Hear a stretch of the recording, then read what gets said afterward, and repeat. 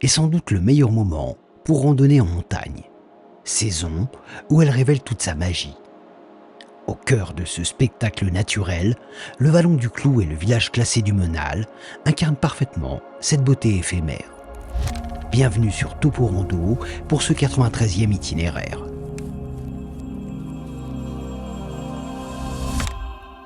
Situé au cœur de la vallée de la Tarentaise, ce superbe itinéraire offre plusieurs points de départ possibles. Vous pouvez commencer cette randonnée depuis le hameau du Chenal ou depuis le parking de l'Échaillon. Cependant, ce dernier étant fermé durant la période estivale, je vous propose de débuter depuis la station de Sainte-Foy. Peu après avoir dépassé la station, l'itinéraire emprunte la large piste qui nous mènera au parking de l'Échaillon. Depuis ce point, un agréable sentier en balcon, offrant une vue imprenable sur le Mont Pourri, nous mènera directement au village classé du Menal. Le parcours se poursuivra par une montée à travers un magnifique mélèzin, débouchant sur le somptueux vallon du Clou.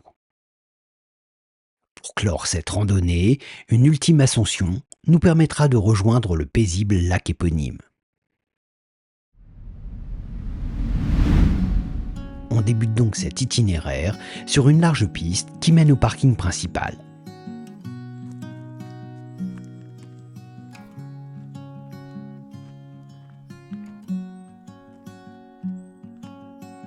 Dès le départ, quelques percées dans la végétation nous offrent déjà de belles vues sur le fond de la vallée.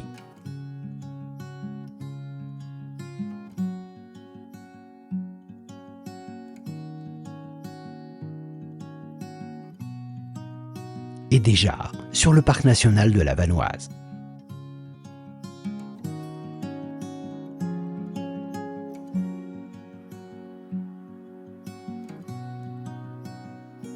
Ce parcours de 15 km en aller et retour, avec un dénivelé de 840 mètres, vous permettra de découvrir plusieurs hameaux typiques de cette magnifique région, ainsi qu'un petit lac niché dans le magnifique vallon du Clou.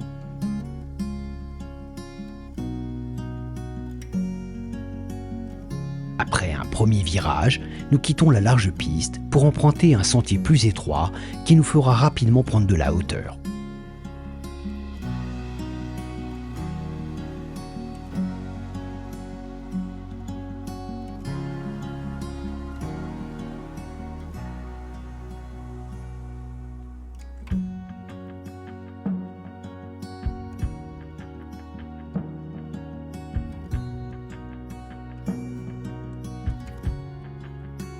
Puis, au niveau d'une intersection, on suivra le panneau indiquant le village classé du Menal. À partir de là, on découvre celui qui ne va quasiment plus nous quitter de la journée. Le Mont Pourri, qui culmine à 3779 mètres, est le deuxième plus haut sommet de la Vanoise après la Grande Casse. Son nom provient de l'ancien terme savoyard signifiant rocher décomposé, en référence aux nombreuses pierres qui tapissent ses flancs. En quelques minutes, on rejoint la piste, quittée un peu plus bas et qui rejoint le parking de l'Échaillon. Comme je vous l'expliquais, durant la période estivale, et afin de limiter la circulation, un système de navettes est mis en place depuis la station de Sainte-Foy. Ce dispositif permet ainsi à un large public d'accéder à cet itinéraire. Depuis le parking, nous prenons d'abord la direction du hameau de l'Échaillon, indiqué à seulement 10 minutes de marche.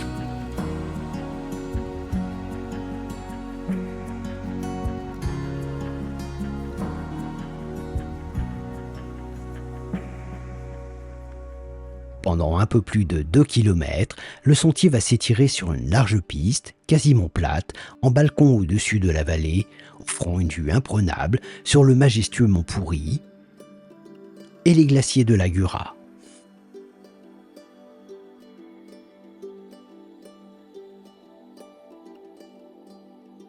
Vers le nord-ouest, l'horizon s'élargit pour révéler les sommets du Beaufortain,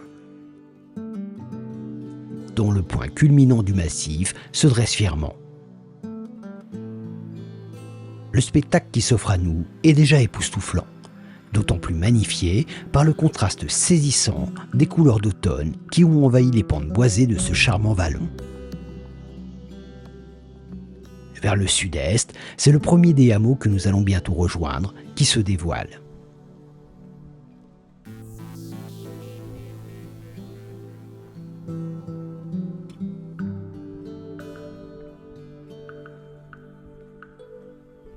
Tout en ligne droite, le chemin nous conduit paisiblement vers ce premier village, véritable témoignage vivant de l'architecture traditionnelle de la Tarentaise.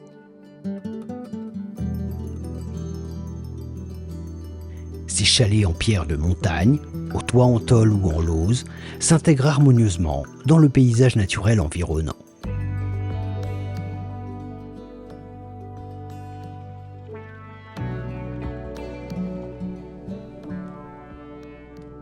En traversant ce hameau, on plonge dans une atmosphère d'une rare tranquillité, où le temps semble suspendu à l'abri du tumulte du monde moderne.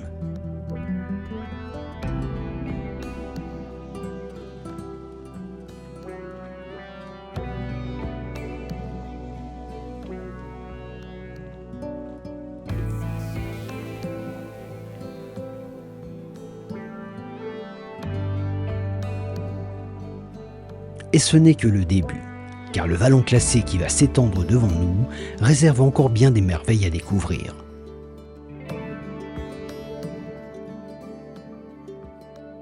De nouveau tout en ligne droite, le sentier va pénétrer pour un bref passage sous le couvert des arbres. Puis, il longera pendant quelques minutes le ruisseau du Clou avant de le traverser et de rejoindre le merveilleux hameau du Monal.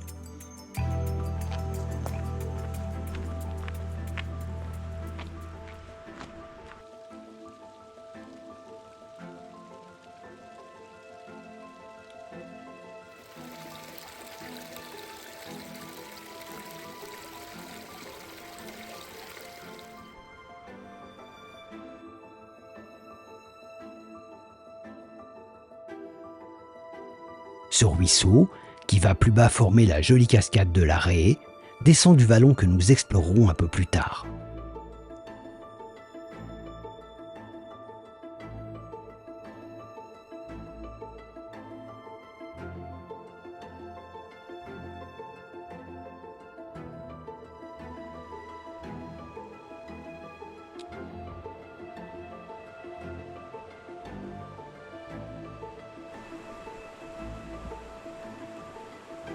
Une fois ce ruisseau enjambé, le sentier nous invite à longer sa rive gauche pendant quelques minutes. Nous nous éloignons doucement de son murmure, tandis que le chemin se révèle bordé de pierres sèches ou de grandes lauses dressées vers le ciel et qui jalonnent ce sentier magnifique. Et en quelques instants, le village savoyard apparaît, niché dans un vallon paisible, à 1874 mètres d'altitude, comme un tableau vivant et tout droit, sorti d'une carte postale.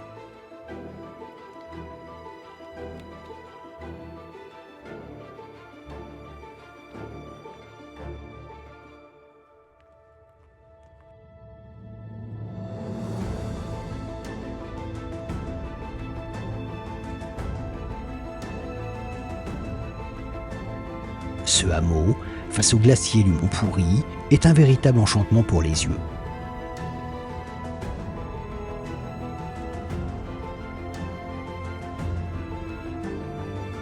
Avec ses étangs, ses murets en pierre sèche, sa chapelle et ses chalets en pierre aux balcons de bois et en toit en lauze, incarne la quintessence de la carte postale alpine. Son charme face au Mont Pourri est tout simplement saisissant. Classé depuis 1987, le hameau du Monal date du XVIIIe siècle et servait de résidence d'estive, permettant aux habitants des vallées de faire paître leurs troupeaux sur les pâturages d'altitude durant l'été. Il se distingue par son architecture préservée, où les maisons semblent figées dans le temps, écho vivant des vies paysannes d'autrefois.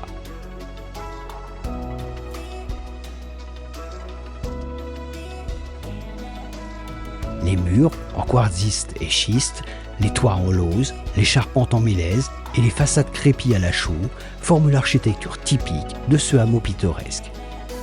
Exposé sud et jouissant de l'opulence lumineuse des adrets, le panorama s'étend largement, offrant une vue imprenable sur le deuxième sommet de la Vanoise et les séracs imposantes des glaciers de la Gura.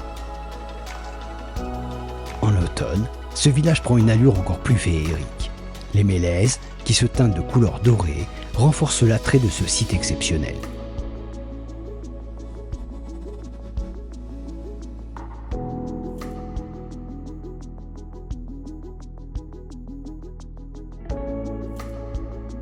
Mais il serait dommage de se contenter de ce charmant hameau. Après avoir déambulé à travers ces nombreux chalets, je vous invite à reprendre le chemin en direction du vallon du Clou, également classé depuis 2013.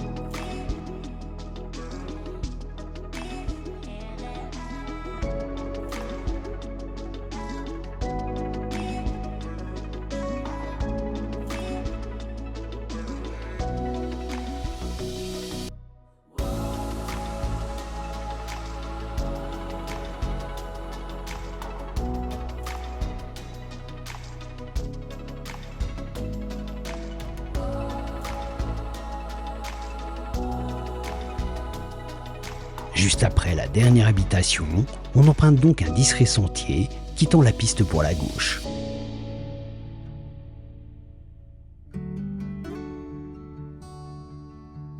Il va pénétrer sous le couvert des mélèzes et rejoindre un premier promontoire qui offrira un beau point de vue sur le hameau que nous venons de traverser. Puis, le sentier contournera une petite épaule avant de rejoindre de nouveau la large piste et continuer vers le vallon du Clou. Le mélèze est un arbre fascinant. Contrairement à la plupart des autres conifères, il perd ses aiguilles en automne, une rareté parmi les arbres à cônes. Cette particularité lui confère une beauté singulière. Au fil des saisons, avec des aiguilles qui se parent de jaune d'or avant de tomber, créant un contraste saisissant avec les conifères persistants. C'est donc sur un véritable tapis d'épines que l'on progresse maintenant, ce qui rend l'ascension plus douce et agréable malgré la raideur croissante de la pente qui se fait sentir à chaque pas.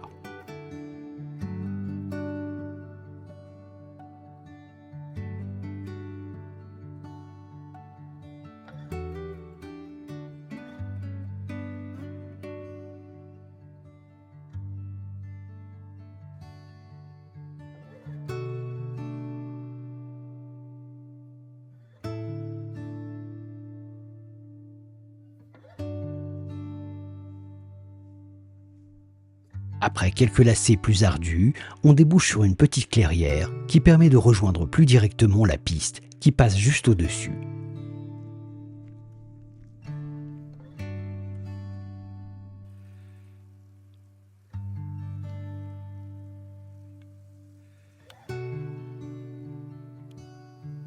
Mais plutôt que de suivre la voie la plus évidente, je vous invite à continuer sur la gauche pour découvrir un nouveau point de vue, plus intime, sur le hameau et ses voisins.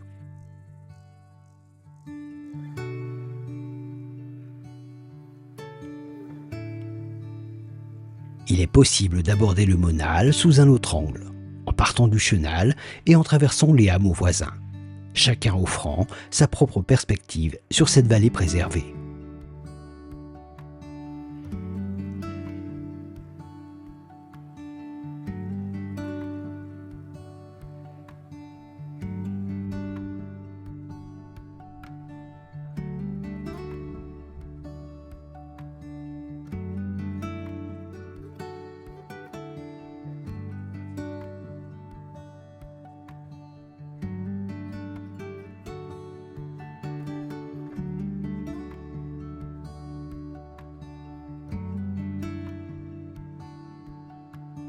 Une brève montée, ponctuée de quelques lacets, et nous rattrapons la piste principale qui va nous mener vers le magnifique vallon du Clou.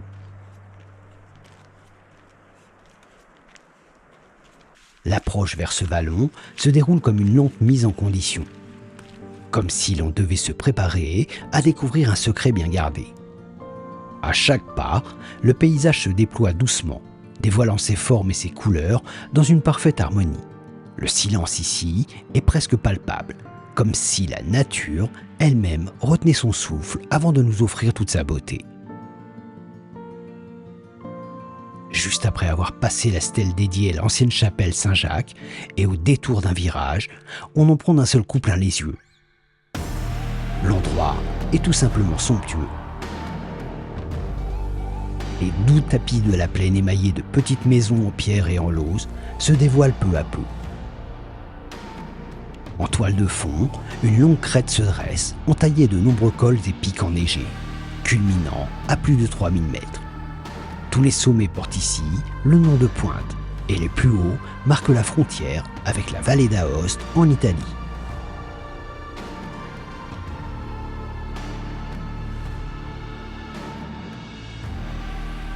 L'ensemble dessine un amphithéâtre géant, me rappelant les hauts plateaux népalo-tibétains au pied du Manaslu.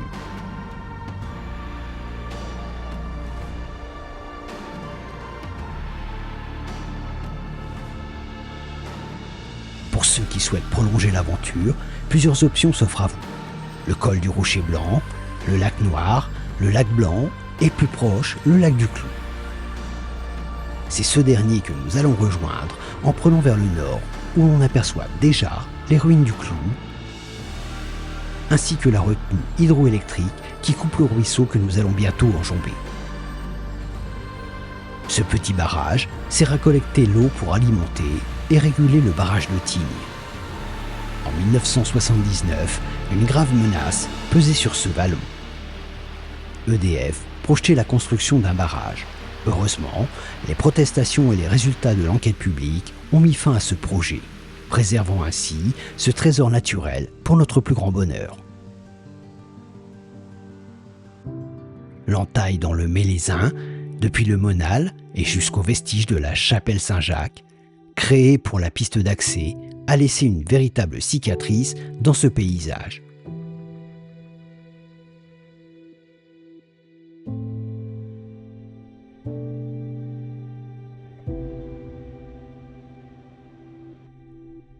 L'habitat traditionnel des alpages du Vallon du Clou, qui constitue l'un des hauts lieux de l'histoire du pastoralisme en Tarentaise, aux caractéristiques architecturales intéressantes, a subi les conséquences de leur abandon au moment de la réalisation de cet équipement.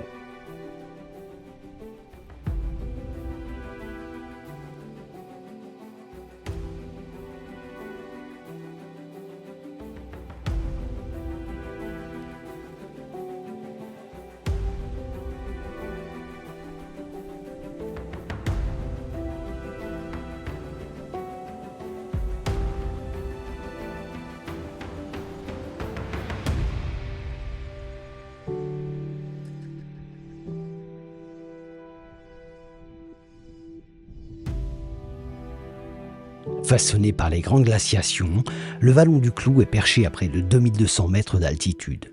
Classé depuis 2013, le site s'étend sur plus de 2600 hectares et entre dans l'aire d'adhésion du parc national de la Vanoise.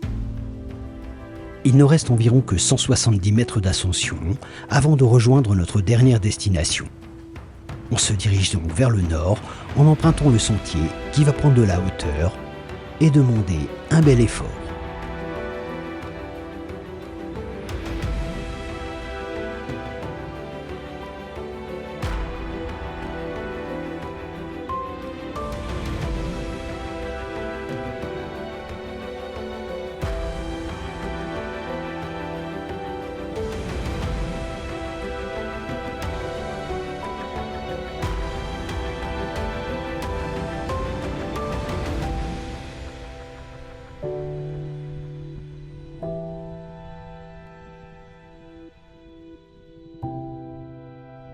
Rapidement, on surplombe les ruines dépassées un peu plus tôt.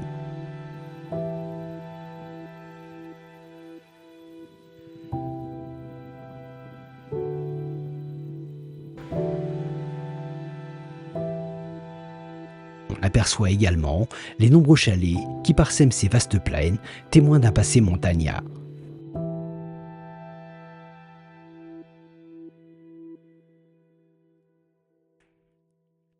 Bientôt, la pente s'adoucit, annonçant l'arrivée à ce charmant petit lac de montagne.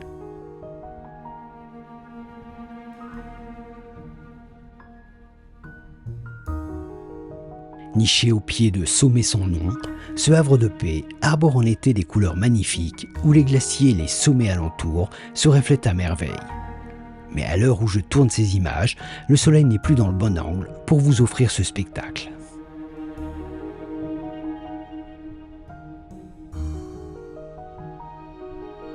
Le vallon du Clou abrite 7 lacs tels que le lac Blanc, le lac Noir ou les lacs Verdés.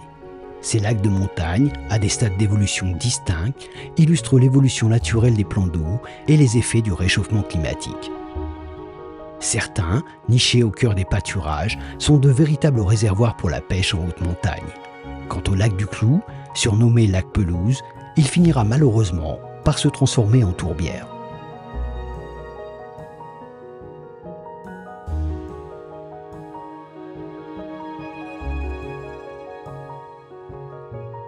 Vers le sud-est, la couronne des hauts sommets, coiffée de glaciers scintillants, magnifie l'éclat de ces magnifiques alpages.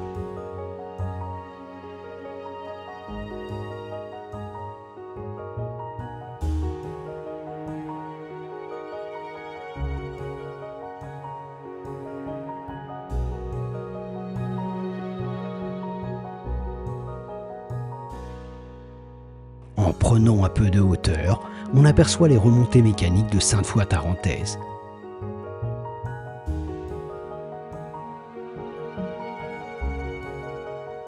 L'automne, indéniablement la plus belle saison pour découvrir ce vallon, a aussi ses inconvénients.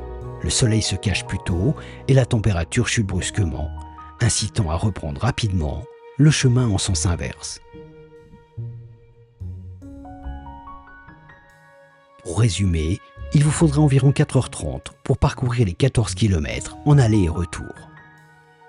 Rarement, une randonnée cumule autant de ces petites merveilles qui font la magie de la montagne. Des hameaux typiques, des torrents impétueux, des cascades spectaculaires, des glaciers majestueux et des panoramas à couper le souffle sur les sommets environnants. En automne, la végétation change graduellement, dévoilant magnifiquement la diversité des essences végétales de cette magnifique région. La première partie jusqu'au Menal est accessible au plus grand nombre. La suite demande un peu plus d'effort, mais reste facile. Pour le retour, on reprendra le chemin en sens inverse, mais cette fois-ci en restant sur la large piste, avant de rejoindre le Menal et la longue ligne droite jusqu'à notre point de départ.